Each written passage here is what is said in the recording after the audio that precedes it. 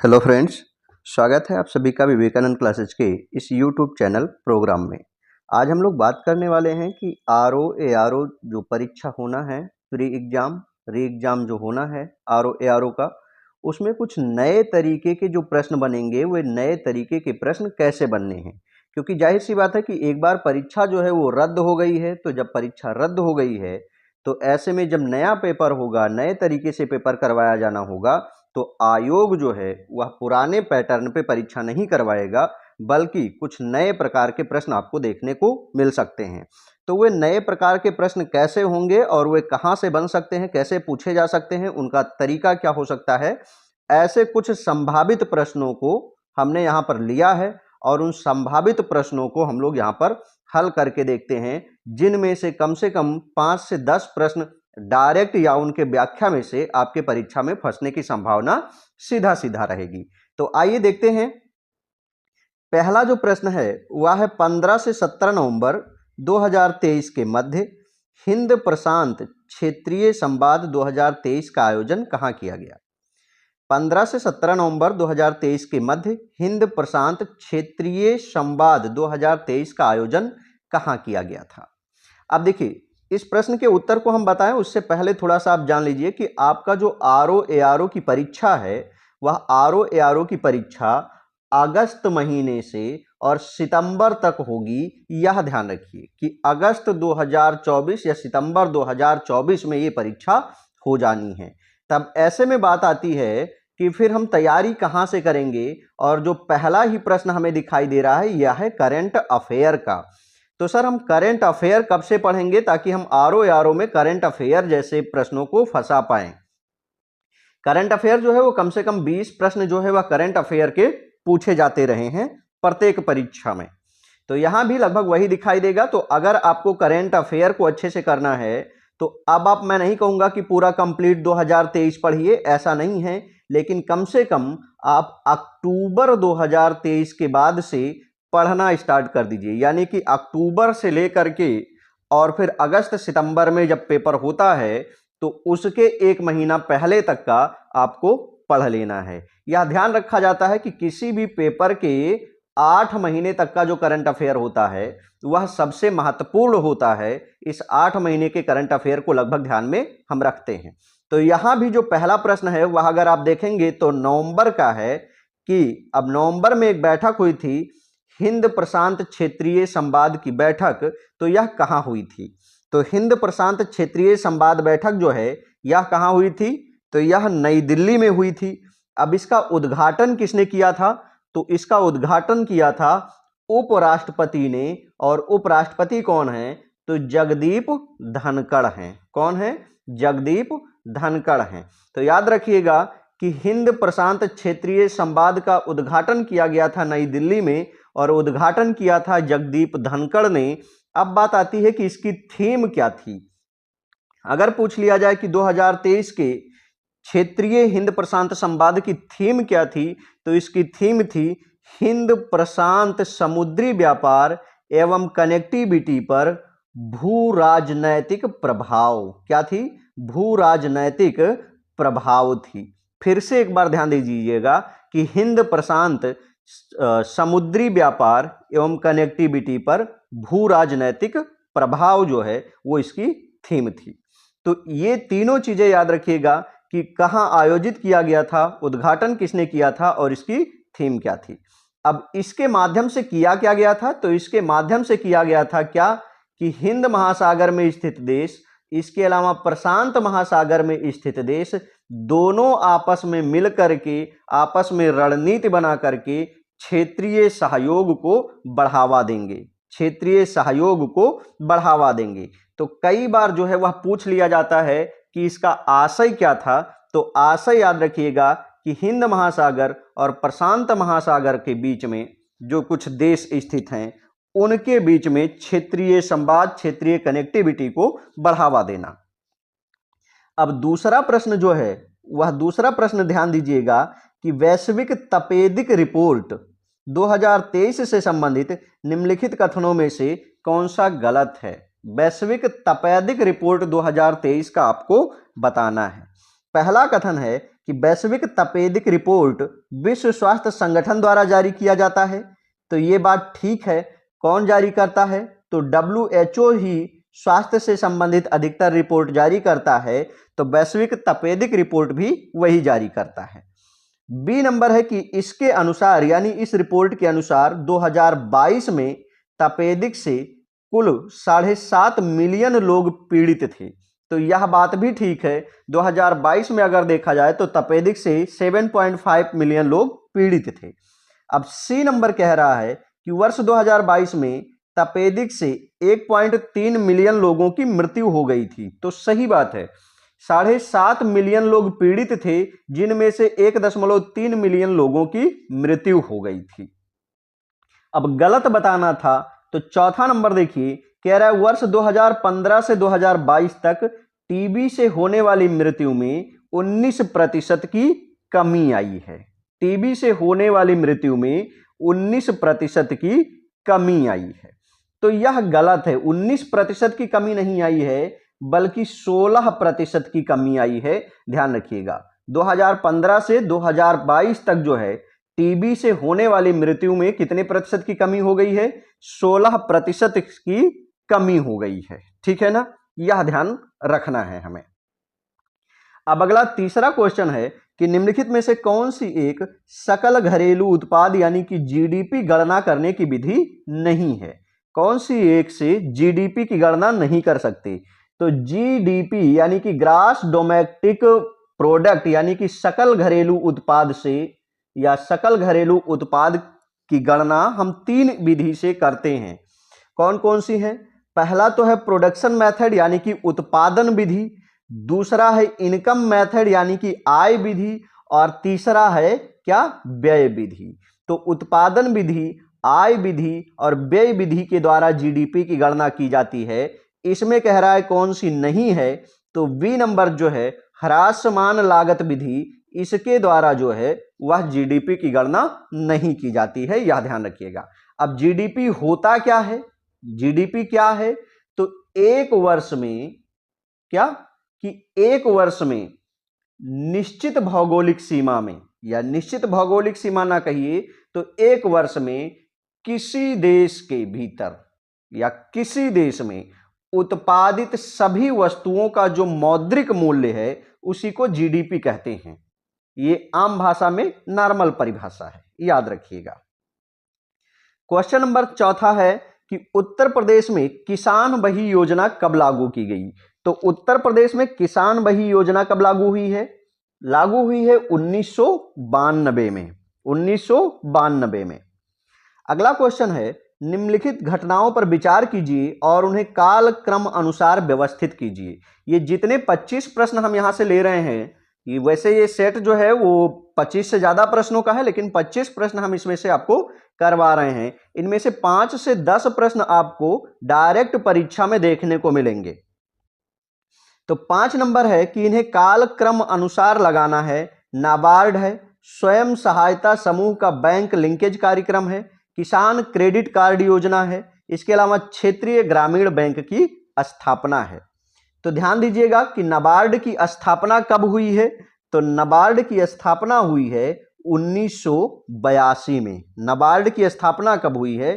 तो 1982 में हुई है नाबार्ड की स्थापना। अब दूसरा आता है स्वयं सहायता समूह का बैंक लिंकेज कार्यक्रम कब आया था? तो ये जो स्वयं सहायता समूह थे इनका बैंक लिंकेज कार्यक्रम आया था 1993 में। यानी तमाम सारे स्वयं सहायता समूह बने थे और फिर ये हुआ था कि इनको बैंक से लिंक कर दिया जाए, तो उसके लिए प्रोग्राम चलाया गया था 1992-93 में। अब तीसरा है किसान क्रेडिट कार्ड योजना, KCC। तो किसान क्रेडिट कार्ड योजना कब आया है? ये आया है 1998 में, यह भी याद रखिएगा। और क्षेत्रीय ग्रामीण बैंक की स्थापना कब हुई थी? तो क्षेत्रीय ग्रामीण बैंक की स्थापना हुई है 1975 में हुई है। 1975 में हुई है। और 1975 में कौन से समिति के सिफारिश पर हुई है? तो शिवरमन सिंह समिति। कौन सी समिति है? शिवरमन सिंह समिति के सिफारिश पर इसकी स्थापना की गई थी। तो ये बातें याद रखिएगा। अब हमें सन याद हो गया है, तो अब हम देखते हैं कि सबसे पहले क्या आएगा। तो सबसे पहले इस हिसाब से चौथा आएगा क्षेत्रीय ग्रामीण बैंक, जो कि 1975 में आया है। उसके बाद में नाबार्ड की स्थापना 1982 में हुई है, तो 4 के बाद में 1 आएगा। अब 4 के बाद में 1 जो है वह विकल्प नंबर 1 सही हो जाएगा, तो विकल्प नंबर 1 पांचवा में कर लीजिएगा। अब अगला देखते हैं कि अगला क्वेश्चन क्या है। तो क्वेश्चन नंबर 6 है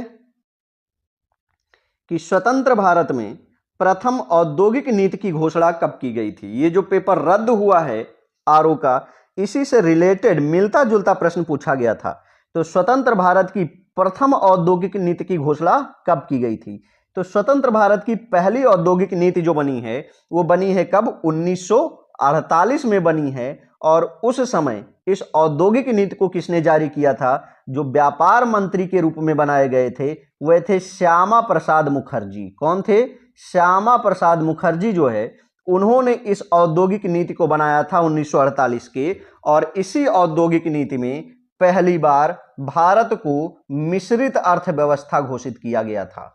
तो आगे से जो नया प्रश्न बन सकता है वह यह बनेगा कि किस औद्योगिक नीति के द्वारा भारत को मिश्रित अर्थव्यवस्था घोषित किया गया था, जिसमें निजी क्षेत्र और सार्वजनिक क्षेत्र यानी कि प्राइवेट और गवर्नमेंटेड सेक्टर दोनों को मिला करके चलाने की बात की गई थी। तो याद रखिएगा 1948 की जो पहली औद्योगिक नीति थी उसी के द्वारा भारत में मिश्रित अर्थव्यवस्था शुरू की गई थी। ठीक है, और यह औद्योगिक नीति दिया किसने था, तो डॉक्टर श्यामा प्रसाद मुखर्जी ने दिया था। अब जो आरओ में पूछा गया था, जो रद्द हो गया, उसमें पूछा गया था कि किस औद्योगिक नीति के द्वारा समाजवादी व्यवस्था अपनाई गई थी। कौन सी, किस औद्योगिक नीति के द्वारा समाजवादी अर्थव्यवस्था अपनाई गई थी। तो याद रखिएगा कि 1955 की औद्योगिक नीति, जो कि दूसरी औद्योगिक नीति है, उसके द्वारा समाजवादी अर्थव्यवस्था अपनाई गई थी। तो यह बात भी याद रखिएगा।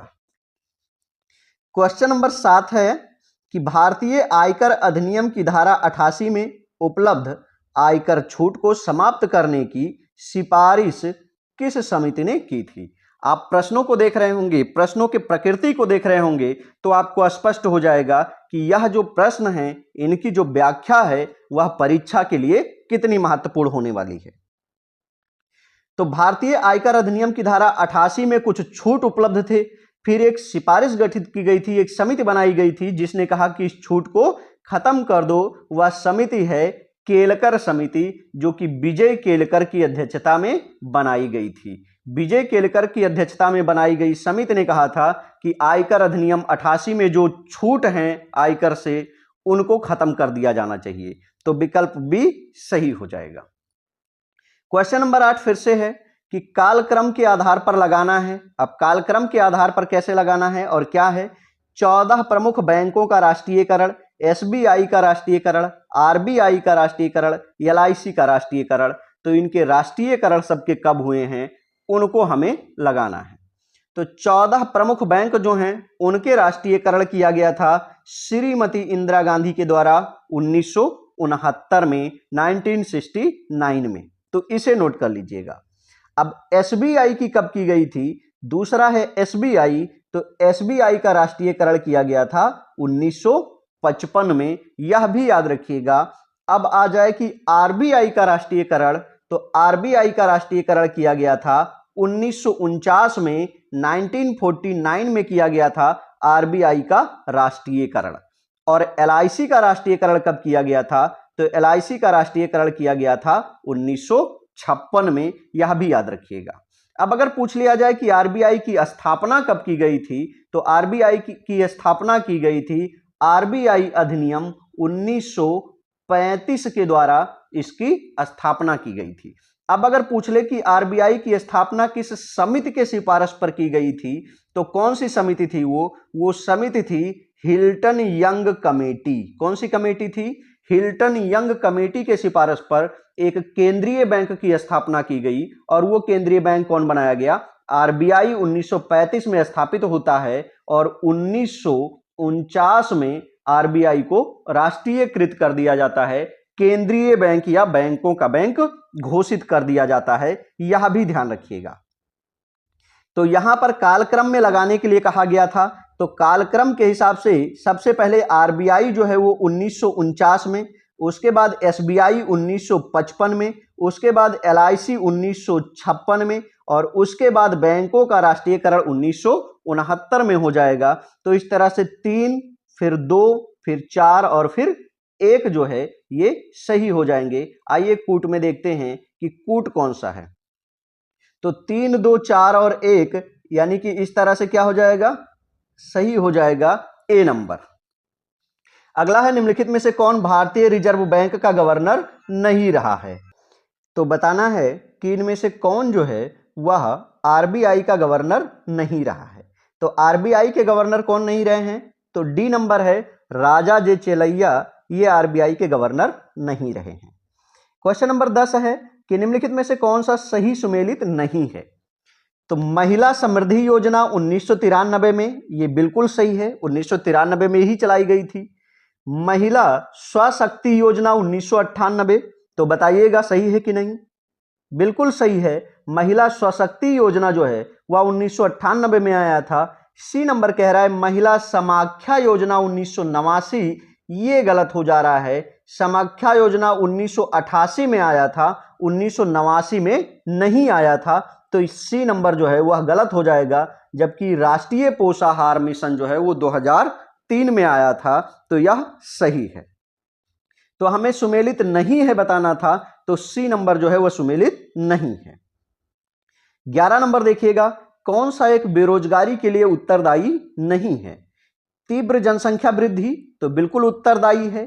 कौशल का अभाव, बिल्कुल, क्योंकि भारत के अधिकांश जनसंख्या में जो है वह स्किल नहीं है, इसलिए वो बेरोजगार हैं, यह भी बात ठीक है। तीसरा कह रहा है प्रति व्यक्ति आय में वृद्धि, तो सी नंबर गलत है, क्योंकि प्रति व्यक्ति आय में वृद्धि होने से बेरोजगारी नहीं बढ़ती बल्कि बेरोजगारी घटती है। तो याद रखिएगा इसका सी नंबर जो है वह सही हो जाएगा। 12 नंबर है कि भारत की जनसंख्या में सर्वाधिक औसत वार्षिक घातीय वृद्धि दर कब दर्ज की गई। सर्वाधिक औसत वार्षिक घातीय वृद्धि दर कब दर्ज की गई थी। तो कब दर्ज की गई थी, 1971 से 1981 के दौरान जो औसत घातीय वार्षिक वृद्धि दर थी वह 2.22% थी, ये याद रखिएगा। तो सबसे ज्यादा बढ़ा है। अब अगर करंट का आपसे पूछ लिया जाए कि 2011 में औसत घातीय वृद्धि दर कितनी थी, तो 1.6% थी भारत की जनसंख्या में, यह भी नोट कर लीजिएगा। क्वेश्चन नंबर 13 है, 13 नंबर है कि जनगणना 2011 के अनुसार भारत में स्त्री साक्षरता की दृष्टि से केरल के बाद दूसरा स्थान किस राज्य का है। केरल के बाद दूसरा स्थान आपको बताना है, त्रिपुरा, गोवा, मिजोरम या मेघालय। तो पहले नंबर पर केरल है, उसके बाद में मिजोरम आता है। तो सी नंबर जो इसमें दिया हुआ है वो सही हो जाएगा, क्योंकि पहले केरल है, फिर मिजोरम है, उसके बाद में गोवा है, उसके बाद में त्रिपुरा है और उसके बाद में नागालैंड है। तो ये शीर्ष 5 राज्य हैं स्त्री साक्षरता वाले, जो याद रखिएगा केरल, मिजोरम, गोवा, त्रिपुरा और नागालैंड। तो इसमें केरल के बाद पूछा गया है तो मिजोरम सही हो जाएगा। अब 14 नंबर है कि भारतीय संविधान में संविधान सभा के किस अधिवेशन में अंगीकृत किया गया। भारतीय संविधान को संविधान सभा के किस अधिवेशन में अंगीकृत किया गया था। तो कुल कितने अधिवेशन हुए हैं, 12 अधिवेशन हुए हैं। और 12वां अधिवेशन कब हुआ था, तो ये हुआ था 24 जनवरी 1950 को हुआ था, 24 जनवरी 1950 को। और भैया जो संविधान है वो कब आ गया था, 1949 में आ गया था, यानी कि एक पहले आ गया था। तो वो कौन सा अधिवेशन था, वो था 11वां अधिवेशन। तो संविधान को 11वें अधिवेशन में अंगीकृत कर लिया गया था और 12वां अधिवेशन जो हुआ था वो हुआ था 24 जनवरी 1950 में, ठीक है ना। अगला है संविधान सभा के प्रारूप समिति में कौन सदस्य शामिल नहीं था। प्रारूप समिति में कौन शामिल नहीं था, तो गोपीनाथ बारदोलोई जो थे ये संविधान सभा के जो प्रारूप समिति थी उसमें शामिल नहीं थे। प्रारूप समिति के अध्यक्ष कौन थे? तो भीमराव अंबेडकर जो है वो प्रारूप समिति के अध्यक्ष थे। उसमें 7 सदस्य थे। उन 7 सदस्यों में से एक जो है ये डीपी खेतान थे, जिनकी मृत्यु हो गई थी। 16 नंबर है कि भारतीय संविधान का भाग 19 वह किस विषय से संबंधित है? भारतीय संविधान का भाग 19 जो है वह किस विषय से संबंधित है? तो भाग 19 जो है वह संबंधित है किससे? प्रकीर्ण से संबंधित है। याद रखिएगा, भाग 19 जो है वो प्रकीर्ण से संबंधित है, जबकि आपात उपबंध भाग 18 में दिया हुआ है। भाग 18 में आपात उपबंध है, भाग 19 में प्रकीर्ण दिया हुआ है। इसके अलावा जो अस्थायी संक्रमणकालीन और विशेष उपबंध हैं ये भाग 21 में आते हैं। अस्थायी संक्रमणकालीन कुछ विशेष उपबंध किए गए हैं, ये 21 में आते हैं। और कुछ वर्गों के लिए विशेष छूट दी गई है, विशेष उपबंध कर दिया गया है, वह अनुच्छेद 16 है। तो याद रखिएगा इनको भी। आगे बढ़ते हैं। तो क्वेश्चन नंबर 17 है कि सूची को मिलाना है 17 में। अनुच्छेद 338, 338 का का, 340 और 338 के खा को मिलाना है। तो अनुच्छेद 338 जो है वह किससे संबंधित है? तो वह अनुसूचित जाति से संबंधित है। अब अनुसूचित जाति आयोग कहां है? तो ए में 3 हो जाएगा। ए में क्या हो जाएगा? 3 हो जाएगा। राष्ट्रीय अनुसूचित जाति आयोग, ठीक है, राष्ट्रीय अनुसूचित जाति आयोग ये 338 में है। और अनुसूचित जनजाति आयोग 38 के का में है। 338 के का में एसटी आता है और 338 में एससी आता है। ये दोनों बातें याद रखिएगा। तो 338 में यानी कि ए नंबर में तीसरा हो जाएगा और बी नंबर में चौथा हो जाएगा। अब 340, तो 340 में क्या किया गया है? पिछड़ा वर्ग आयोग का गठन किया गया है, यानी सी में 2 हो जाएगा। 340 किससे संबंधित है? तो 340 में पिछड़ा वर्ग आयोग का गठन किया गया है, यह भी ध्यान रखिएगा। अब कह रहा है कि 338 खा क्या है? तो 338 खा में क्या आ जाएगा? पिछड़े वर्ग की दशा के अन्वेषण के लिए राष्ट्रीय नियुक्ति आयोग का गठन किया जाएगा, ये डी से संबंधित है। तो ये आप समझ गए होंगे, आप इसको मिला लीजिएगा। इधर ये दिया हुआ है कूट। क्वेश्चन नंबर 18 है। 18 नंबर में कि निम्नलिखित में से कौन सा विषय भारतीय संविधान की 7वीं अनुसूची के तीसरी सूची में शामिल है? 7वीं अनुसूची के अनुसूची 3rd में शामिल है। तो अनुसूची 3rd में क्या शामिल है? दंड प्रक्रिया संबंधित है। क्यों? क्योंकि यह समवर्ती सूची का हिस्सा है।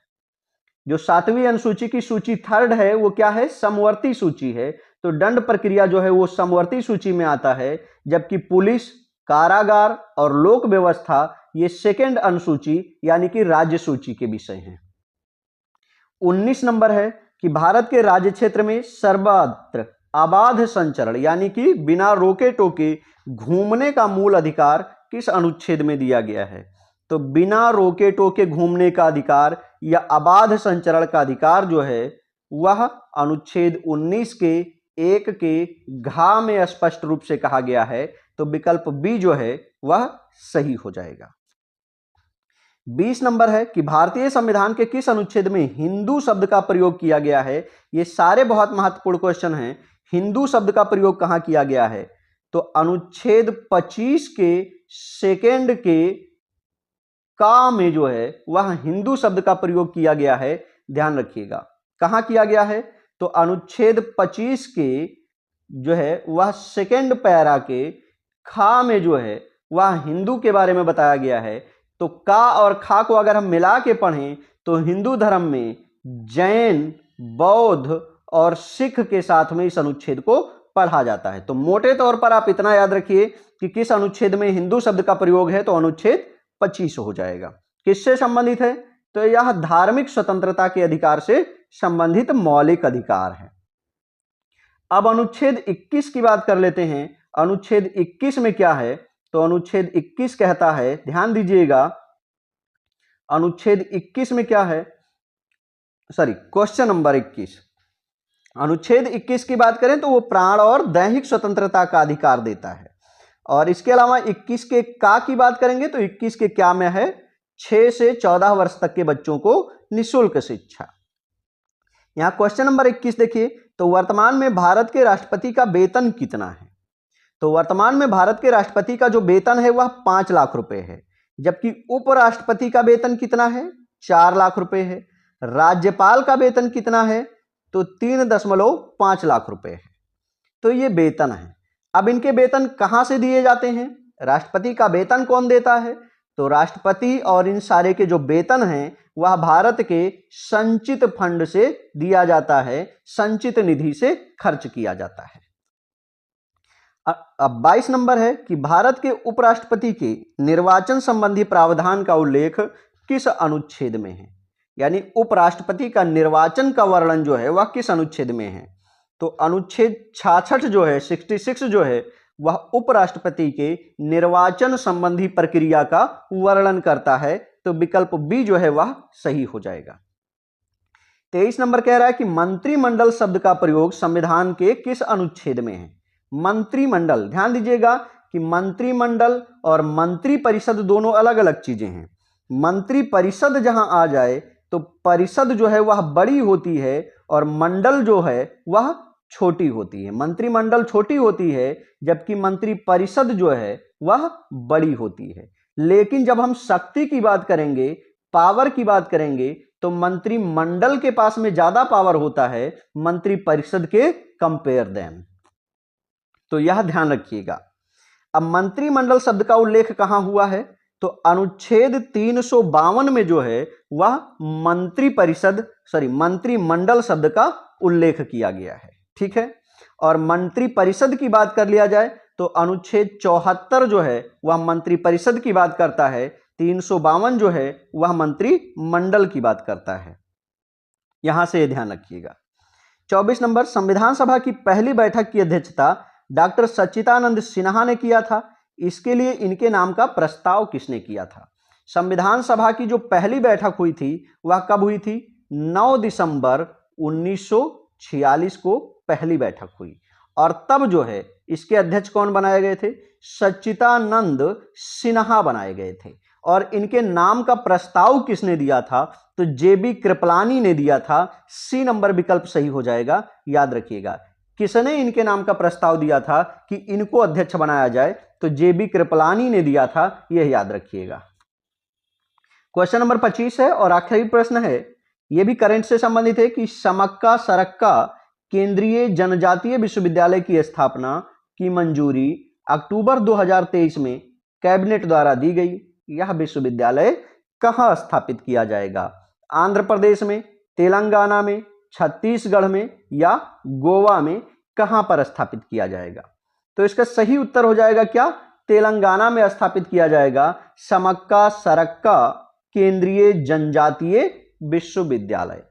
तो ये 25 प्रश्न जो है ये आपके लिए काफी महत्वपूर्ण है। यहां से 5 से 10 प्रश्न जो है वह डायरेक्ट या इनडायरेक्ट रूप से आपके परीक्षा में पूछे जाने की संभावना लगातार बनी रहती है। तो इनकी तैयारी आप अच्छे से करिए। इसके अलावा जो है नए पैटर्न पर आधारित जो प्रश्न बनेंगे वे नए पैटर्न को हमने इसमें समझा दिया है। इसी तरीके से नए प्रश्न जो है वो टॉपिक से बन सकते हैं। इसके अलावा हिंदी के रेगुलर प्रैक्टिस सेट जो है वे आ ही रहे हैं। मेंस के लिए जो हमने लॉन्च किया है तो मेंस की क्लास चल रही है। मेंस के लिए यदि आपको नोट्स लेना है तो व्हाट्सएप पर आप हमें मैसेज करके मेंस के लिए कंप्लीट नोट्स ले सकते हैं RO के लिए।